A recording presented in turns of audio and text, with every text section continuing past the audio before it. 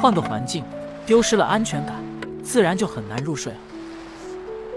一切准备就绪之后，小美也是把一些小部件慢慢的拿出来，准备好好布置一下帐篷的内部。我一直认为，生活是需要仪式感。其实人是一个很容易被外界、被自己的情绪所影响的。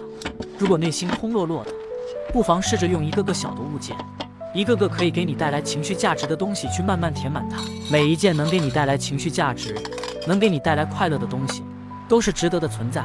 很多人喜欢说，买的东西不实用，为什么要买？买的东西可能只能用上1、2次，就不要去买了。但是他们忽略的一点是，东西不光是用来用的，还是用来给我们提供情绪价值的。有些人喜欢待在满满当当的房间里或者空间里，这样能给他们带来安全感。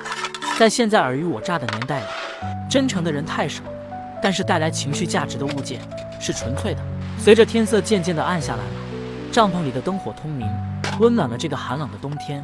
此时的小美也是渐渐感觉到饿了，开始准备今晚的晚饭了。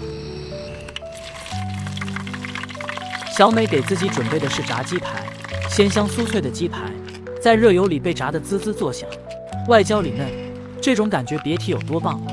然后再来上一点番茄酱，酸甜可口，最后再来上一点小酒，那感觉简直不要太棒。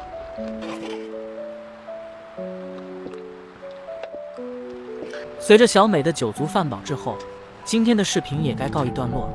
此时的你也该去睡觉了，晚安，好梦。